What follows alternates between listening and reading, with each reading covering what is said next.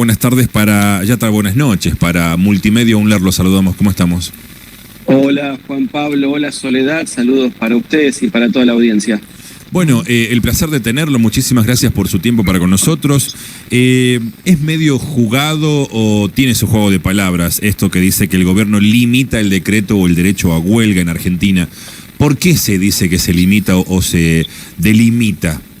Bueno, primero hay que explicarle a la gente que la huelga es la medida de acción directa que tienen los sindicatos, ¿no? Con personalidad gremial, dicen algunos, otros dicen todos, por un fallo de la Corte, los reconocidos como los mayoritarios o los más representativos, para protestar, ¿bien? Esto está reconocido, este derecho, en la Constitución Nacional, en el artículo 14 bis, o sea, no es que el que hace huelga es un delincuente, punto número 1, ¿bien? Es un derecho constitucional de la clase trabajadora. Punto número 2, al ser un derecho constitucional, tiene limitaciones, pero pocas, o tenía hasta el decreto. ¿Por qué?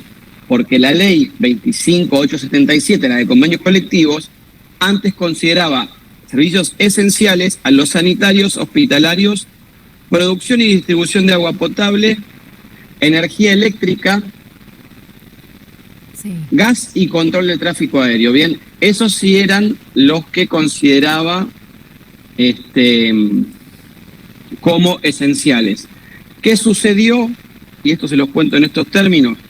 El gobierno ganó las elecciones en la ciudad, se envalentonó y dijeron, vamos a sacar un decreto donde diga que hay más actividades que son esenciales. Y acá vamos a explicar qué son las actividades esenciales. Son aquellas donde se tiene que garantizar un servicio mínimo o de emergencia, que no puede haber un paro por completo. ¿Bien? Entonces, ¿dónde se publicó esto? Bueno, en realidad era un decreto, que es el 340 de 2025, de hace 2 días, donde estaban hablando de un régimen de excepción para la Marina Mercante, ¿bien? Y dentro de ese decreto de la Marina Mercante, el gobierno cuela, ¿bien?, un cambio en este artículo, y fíjense todo lo que declaran como excepción, y ustedes me van a decir si les suena alguna actividad en particular. Porque agregan, y tengo el decreto impreso porque son un montón, les digo cuántas, 1, 2, 3, 4, 5, 6, 7, 8, 9, 10, 11, 12, 13, 14, es decir, 15. Todo es esencial ahora. Y les tiro algunas a ver si les suena algún hombre poderoso en la Argentina. A ver si la sacan esta.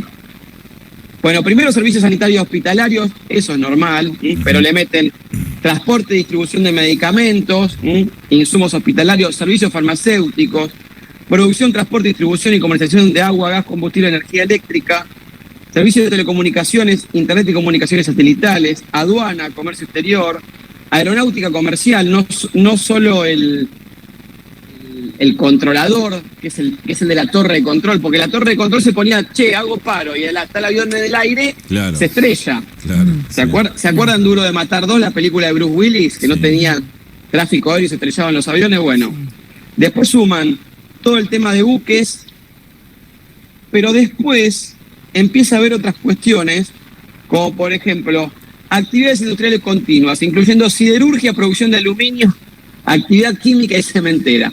Ahí arrancaron las cámaras. Les tiro otra a ver si les suena. Este sí lo van a sacar seguro. Ahí es genial. A ver. ¿Sacaron ya el de siderurgia? ¿Quién es? ¿Quién está detrás? ¿Cuál es la empresa más grande del país? Tenaris Techin. Sí, Techin. Sí. Que usualmente ponía a los presidentes de la Unión Industrial Argentina, ¿no? Sí. Pero después agarraron y se sumaron servicios hoteleros y gastronómicos, es decir, que un restaurante es esencial. ¿Me entienden? Sí. Y por último, el comercio electrónico. Esta la sacan. ¿Quién está en comercio electrónico? ¿El Mercado Libre? Claro, exactamente. Un gran supporter, como les gusta decir a ellos, del gobierno. Sí. Entonces, ¿qué pasa? Si uno lee todo lo que está acá, yo creo que quedaron afuera los kioscos 24 horas nada más de servicio esencial. Claro. ¿Soy claro? Sí. Claro, Todo lo demás es esencial. Claro, es vital.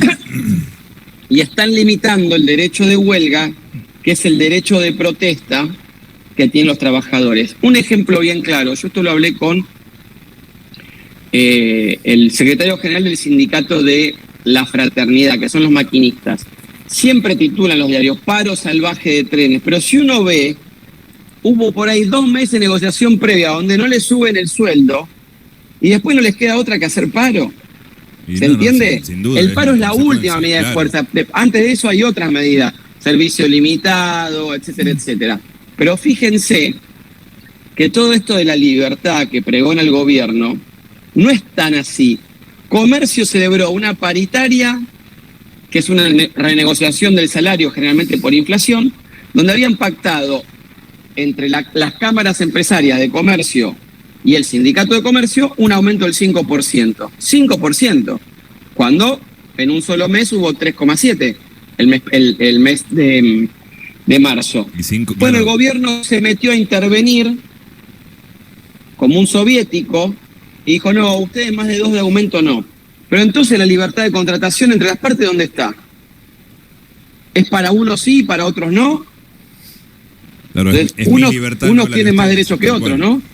Profesor, ¿los sindicatos están en condiciones de frenar esta medida? Es decir, acudir a la justicia para poner un freno Sí, totalmente. Les explico, está muy buena la pregunta, Soledad, ¿no? Sí, Soledad.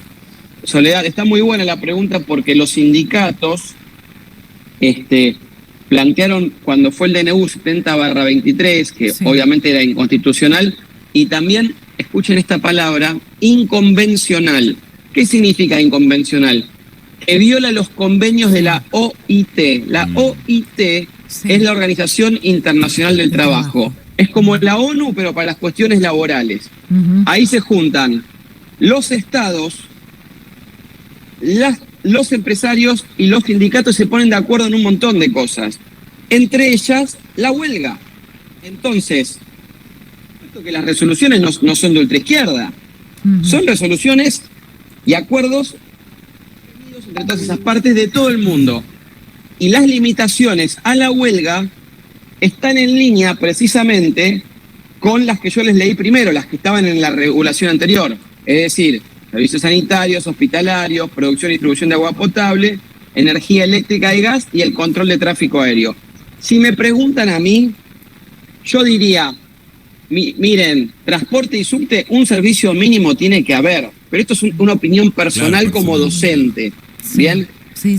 Pero hay que tener cuidado porque entonces, si se limita tanto un derecho a través de la reglamentación, vamos a colisionar con la Constitución, con el derecho a huelga, pero sobre todo con los convenios, resoluciones y recomendaciones de la Organización Internacional del Trabajo que dice qué es esencial y qué no. Entonces, cualquier juez que sepa derecho del trabajo y que tenga la valentía de aplicarlo, porque no todos los jueces tienen la valentía de aplicarlo, o juezas, van a decir, señores, este decreto es inconstitucional. Claro. Bien. Y ahí van a frenarlo, ¿no? La verdad, no, sí, es libertad acomodada, como se dice, ¿no? Lo que a nosotros nos convenga, sin duda vamos a estar interviniendo, o no. Por ejemplo, acá me dice el compañero Walter, ¿por qué el gobierno no tiene la misma intromisión con la paritaria del sector financiero, es decir, con los bancarios? Y es muy acertada la consulta, ¿no? Es el saber por qué ahí deja rienda libre o rienda suelta.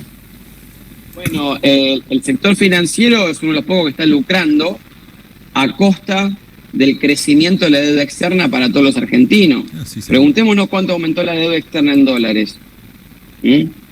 Y este denominado carry trade, ¿qué significa? Que la tasa en pesos continúa, pero el dólar se mantiene estable. Entonces viene la gente, transforma los dólares en pesos, los invierte a tasa en pesos y antes de que explote todo, porque algún día va a explotar, lamentablemente, retiran los pesos y se van. Ya pasó en la época de Macri, cuando se acuerdan de esa mega devaluación, Bueno, eso fue la salida de capitales externos que vinieron a hacer acá la bicicleta financiera. Y ahora se va a repetir esto, lamentablemente. Entonces tenés un sector financiero que está haciendo esta clase de negocios, mientras la economía real, por la recesión, está perdiendo. Y no solo por la recesión, también porque como el dólar Argentina está muy caro, los que producían en Argentina no pueden competir en igualdad de condiciones con los importados. Entonces, voy a poner un ejemplo cualquiera. Supongamos que esta lapicera a un productor argentino le sale $2 hacerla a precio final. Viene de China a 20 centavos.